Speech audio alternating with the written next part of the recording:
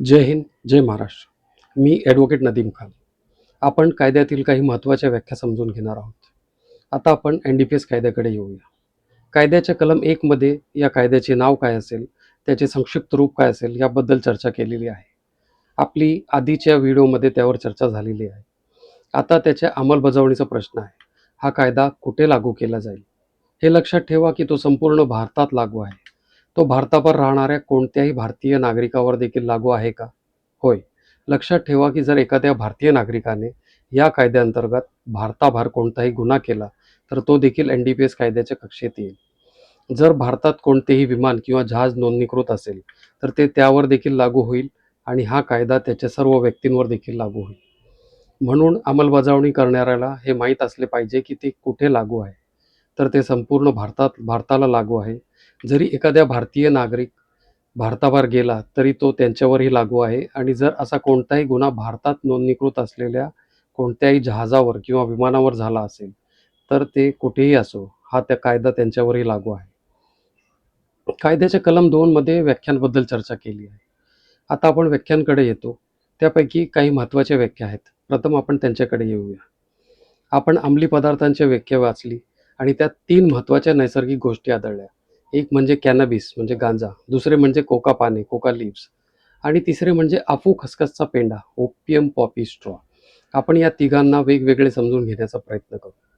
तर आपल्याला प्रथम कॅनॅबिस किंवा गांजा जो आढळतो त्याबद्दल बघूया. कलम 2 उपकलम 3 आणि कलम 2 उपकलम 4 मध्ये तुम्हाला आढळणारी व्याख्या कॅनॅबिसशी संबंधित आहे. म्हणून प्रथम कॅनॅबिस वनस्पती म्हणजे काय याची व्याख्या जाणून घ्या. म्हणजे कॅनॅबिस ही एक प्रजाती आहे. त्याचे वनस्पती नाव कॅनॅबिस आहे. त्या प्रजातीचे कोणत्याही वनस्पतीला आपण कॅनॅबिस वनस्पती म्हणतो. ठीक आहे, आपण वनस्पती ओळखली आहे. गांजाच्या रोपापासून तुम्हाला काय मिळेल? त्याचप्रमाणे गांजाचे रोप, त्या रोपाला फुले आणि फळे देणारे टोक असतो. जो सर्वात वरचा टोक असतो त्यात फुले आणि फळे आढळतात.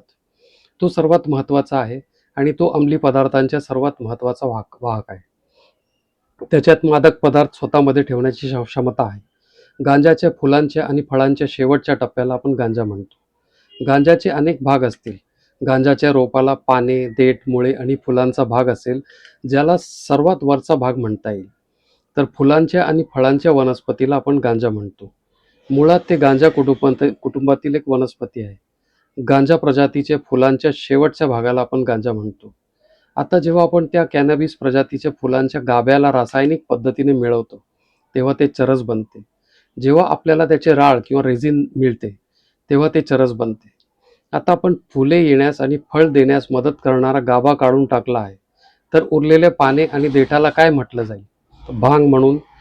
जेव्हा तुम्ही गांजाची व्याख्या वाचता, गांजाची व्याख्येचा दुसरा भाग आहे भांग. जेव्हा तुम्ही फुलांच्या आणि फळांच्या शेवट काढून टाकता तेव्हा जी पाने, बिया राहतात पण शेवटासोबत नसतात त्यांना आपण भांग म्हणतो. तर पहा, भांग हे गांजाच्या व्याख्यातून वगळण्यात आले होते. भांग वगळण्यात आले होते आणि जेव्हा भांग वगळण्यात आला होता तेव्हा ते का वगळण्यात आले होते? कारण पानांमध्ये एक अतिशय किरकोळ, पूर्णपणे नगण्य, थोडेसे मनोप्रभावी पदार्थ असते, पण ते अगदी नाममात्र असते. म्हणून आपण ते काढून टाकले. पाने काढून टाकली आणि गांजाच्या कळीपासून बिया काढून ते भांग बनवले. भांग NDPS कायद्यातून बाहेर काढण्यात आला होता. आता भांग NDPS कायद्यातून बाहेर पडला आहे. कायदेशीर कारवाईसाठी भांग उत्पादन शुल्क कायद्याअंतर्गत म्हणजे एक्साईज ॲक्ट हाताळला जातो. हे जाणून घेणे महत्त्वाचे आहे. म्हणून गांजा NDPS कायद्याअंतर्गत येत आहे.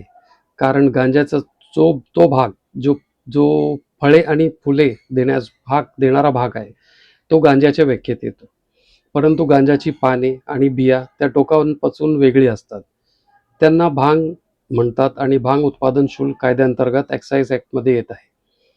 जेव्हा तुम्ही त्याची व्याख्याचा तिसरा भाग वाचता तेव्हा त्यात म्हटले आहे की गांजा किंवा चरसबद्दल तुम्ही जे वाचता, जर गांजा आणि चरसमध्ये कोणताही न्यूट्रल मटेरियल मिसळले गेले असेल, ज्या वनस्पतीची पाने किंवा त्याचे खोड किंवा मुळे जी आपण वेगळी करत होतो, जर त्या पाने, खोड किंवा मुळे गांजा किंवा चरसमध्ये मिसळून मिश्रण तयार केले गेले तर ते देखील आता गांजाच्या व्याख्येत येईल. ते NDPSचा विषय बनते. जर ती पाने वेगळी पडलेली असतील तर ते NDPSचा विषय नाही. परंतु जर त्या पानांमध्ये थोडासा गांजा मिसळला गेला किंवा पानांमध्ये थोडासा चरस मिसळला गेला तर आता ते न्यूट्रल मटेरियल म्हटलं जाईल. तो आत्तापर्यंत NDPS कायद्यात समाविष्ट नव्हता, तो आता NDPS कायद्याच्या व्याख्यात आला आहे. तर आपल्याला या 3 गोष्टी मिळाल्या जे आपल्याला सामान्यतः जाणून घ्यायचे असतात की कॅनॅबिस म्हणजे काय. कॅनॅबिस ही एक प्रजाती आहे, वनस्पतीचा एक वनस्पती वर्ग आहे. त्या कॅनॅबिस वंशाच्या कोणत्याही वनस्पतीला कॅनॅबिस वनस्पती म्हणतात. त्या गांजाच्या रोपापासून आपल्याला कोणते मनोप्रभावी पदार्थ मिळतील, आपल्याला गांजा आणि चरस मिळेल. तर NDPS कायद्याअंतर्गत 2 गोष्टी उपलब्ध होतील. गांजा म्हणजे काय, त्या गांजाच्या रोपाच्या फुलांच्या टोकाला गांजा म्हणतात. जेव्हा आपल्याला त्या गांजाच्या रोपातून रेझिन मिळते, आपण ते शुद्ध करतो आणि त्यापासून बनवलेल्या उत्पादनाला चरस म्हणतात. तर हा देखील NDPSचा विषय आहे.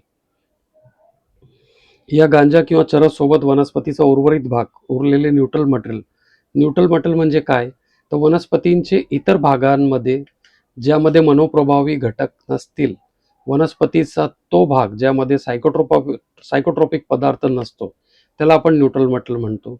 पण जर हे न्यूट्रल मटेरियल पदार्थ गांजा किंवा चरस सोबत मिसळले गेले तर ते देखील कॅनॅबिस हेम्पच्या व्याख्यात येते. आता पाहूया दुसरी महत्त्वाची व्याख्या आहे आफू. कलम 2 उपकलम 15 मध्ये आफूची व्याख्या दिली आहे. आफू म्हणजे आफू खसखसीच्या वनस्पतीपासून काढलेले स्त्राव, जो कोणत्याही प्रक्रियेतून गेलेले नाही, म्हणजे कच्च्या स्वरूपात जे मिळते त्याला आफू म्हणतात. आफूमध्ये मॉर्फिन नावाचा महत्त्वाचा घटक असतो. मॉर्फिन हे वेदनाशामक म्हणून वापरले जाते. ते वैद्यकीय दृष्ट्या अत्यंत महत्त्वाचे आहे. कायद्याच्या भाषेत आफू म्हणजे नेमकं काय, त्याचे प्रकार कोणते आणि त्यातून काय काय बनतं हे आज आपण सविस्तर समजून घेणार आहोत. सगळ्यात आधी आपण पाहूया ओपियम पॉपी म्हणजे काय. साध्या भाषेत सांगायचं तर ही ती वनस्पती आहे ज्यामध्ये आफू मिळवला जातो. या वनस्पतीचे वैज्ञानिक नाव आहे पेपेवर सोमनिफेरम एल. ही मुख्य प्रजाती आहे. पण फक्त हीच नाही तर पेपेवर वंशातील इतर कोणत्याही प्रजातीतून आफू किंवा त्यातील रासायनिक घटक म्हणजे अल्कोलाइड काढता येत असतील आणि सरकारने त्यांना ओपियम पॉपी म्हणून घोषित केलं असेल तर ते देखील ओपियम पॉपीज मानले जातात. आता पुढची व्याख्या आहे आफू म्हणजे काय. तुम्ही पाहिलं असेल, पॉपीच्या फळाला एक विशिष्ट पद्धतीने छेद दिला जातो. त्यातून जो पांढरा चिकट रस बाहेर येतो आणि नंतर तो गोठून जातो, त्यालाच कायद्याच्या भाषेत आफू म्हणतात. महत्त्वाचं म्हणजे या गोठलेल्या रसात जर काही तटस्थ पदार्थ न्यूट्रल मटेरियल मिसळले तर ते मिश्रण देखील आफूच मानलं जातं. थोडक्यात पॉपीच्या फळापासून काढलेला चिकट पदार्थ म्हणजे आफू. आफू काढल्यानंतर पॉपीच्या वनस्पतीचा जो भाग उरतो त्याला पॉपी स्ट्रॉ म्हणतात. या पॉपी स्ट्रॉमध्ये बिया वगळता वनस्पतीची कापणी केलेले, कॉम्पॅक्ट केलेले किंवा पावडर केलेले सर्व भाग येतात. त्यातून आफूचा रस काढला असो किंवा नसो. सुकल्यानंतर जो भाग उरतो तो पॉपी स्ट्रॉ. आता या पॉपी स्ट्रॉपासून पुढे काय होतं. जेव्हा या पॉपी स्ट्रॉमध्ये अल्कोलाइड काढण्याची प्रक्रिया सुरू केली जाते तेव्हा या प्रक्रियेदरम्यान जे पदार्थ तयार होतात त्याला पॉपी स्ट्रॉ कॉन्सन्ट्रेट असं म्हणतात. हा अल्कोलाइड बनवण्यापूर्वीचा एक महत्त्वाचा टप्पा आहे. आणि आता येतो सगळ्यात महत्त्वाचा भाग, आफू डेरिव्हेटिव्स. सोप्या भाषेत सांगायचं तर की आफू किंवा पॉपी स्ट्रॉवर प्रक्रिया करून जे अंतिम पदार्थ तयार होतात त्यांना आफू डेरिव्हेटिव्स म्हणतात. यालाच मॅन्युफॅक्चर्ड आफू किंवा मॅन्युफॅक्चर्ड ओपियम असंही म्हटलं जातं. यात मॉर्फिन, कोडीन, थिबेन आणि त्याचे क्षार म्हणजे सॉल्ट्स यांचा समावेश असतो. डायएसिटाइल मॉर्फिन, ज्याला आपण हेरोईन म्हणून ओळखतो, तो देखील या आफू डेरिव्हेटिव्हचा एक प्रकार आहे. तर थोडक्यात सांगायचं तर ओपियम पॉपी ही वनस्पती आहे. तिच्या फळातून काढलेला गोठलेला रस म्हणजे आफू आहे. आफू काढल्यानंतर उरलेला भाग म्हणजे पॉपी स्ट्रॉ. या पॉपी स्ट्रॉवर प्रक्रिया करताना जे उत्पादन मिळतं ते म्हणजे पॉपी स्ट्रॉ कॉन्सन्ट्रेट. आणि या सर्वांवर रासायनिक प्रक्रिया करून जे अंतिम उत्पादन मिळतं, ज्यात मॉर्फिन, हेरोईन यासारखे पदार्थ असतात, त्याला आफू डेरिव्हेटिव्स म्हणतात. हे सर्व शब्द कायद्याच्या दृष्टीने खूप महत्त्वाचे आहेत. कारण आफूची लागवड असो, तो बाळगणे असो किंवा त्याच्या डेरिव्हेटिव्हची निर्मिती असो, हे सर्व वेगवेगळे कायद्याअंतर्गत शिक्षेस पात्र गुन्हे आहेत. आशा आहे की तुम्हाला आफू आणि त्याच्याशी संबंधित कायद्यातील तांत्रिक संज्ञा जे आहेत, जे टर्म्स आहेत, अधिक स्पष्टपणे समजले असतील. आता आफू खसखसचा पेंडा, ओपियम पॉपी स्ट्रॉ म्हणजे काय. कलम 2 उपकलम 16 मध्ये त्याची व्याख्या आहे. आफू खसखसीचा वनस्पतीचा वरचा भाग म्हणजे ओपियम पॉपी, ते फुलांच्या आणि फळांच्या भागांपासून वेगळा असतो. तो भाग जो कापणीनंतर मिळतो त्याला अफू खसखसचा पेंडा किंवा ओपियम पॉपी स्ट्रॉ म्हणतात. यापेक्षाही कमी प्रमाणात मॉर्फिन असू शकतो याच्यातही. त्यामुळे अफू खसखसचा पेंडा आणि कोका पाने व कॅनॅबिस या 3 प्रमुख नैसर्गिक गोष्टी एनडीपीएस कायद्यांतर्गत येतात. तिसरी महत्त्वाची व्याख्या आहे कोका पाने म्हणजे कोका लीव्हज. कलम 2 उपकलम 7 मध्ये तुम्हाला त्याची व्याख्या मिळेल. कोका पाने म्हणजे कोका वनस्पतीची पाने, एरेथ्रोझायलॉन ज्याला म्हणतात, हेच कोका पाने आहेत. त्या पानांपासून जर तुम्ही काही तयार केले असेल तर त्याला कोका डेरिव्हेटिव्ह्ज किंवा कोका डेरिव्हेटिव्ह म्हणतात. तर कोका पाने, त्यापासून बनवलेले कोका डेरिव्हेटिव्ह हे सर्व अंमली पदार्थांच्या व्याख्येत येतात. चौथी महत्त्वाची व्याख्या आहे मॅन्युफॅक्चर्ड ड्रग्ज. कलम 2 उपकलम 11 मध्ये त्याची व्याख्या दिली आहे. मॅन्युफॅक्चर्ड ड्रग्ज म्हणजे नार्कोटिक ड्रग्ज आणि सायकोट्रोपिक पदार्थांमधून किंवा रासायनिक प्रक्रियेतून तयार केलेले पदार्थ.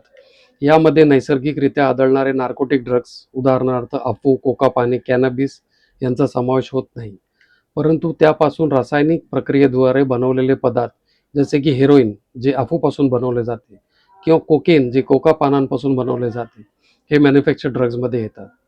मॉर्फिन आणि कोडीन ही देखील मॅन्युफॅक्चर्ड ड्रग्जची उदाहरणे आहेत. जरी ती अफूमधून मिळतात, त्यांच्यावर प्रक्रिया केल्यावर ते मॅन्युफॅक्चर्ड ड्रग्ज बनतात. तर या व्हिडिओमध्ये आपण कायद्यातील काही महत्त्वाच्या व्याख्या समजून घेण्याचा प्रयत्न केला. आपण कॅनॅबिस, कोका पाने आणि अफू यांच्या कायदेशीर व्याख्याबद्दलही तपशीलवार चर्चा केली. पुढील व्हिडिओमध्ये आपण व्याख्याचा उर्वरित भाग समजून घेऊ. तोपर्यंत काळजी घ्या. जय हिंद, जय महाराष्ट्र.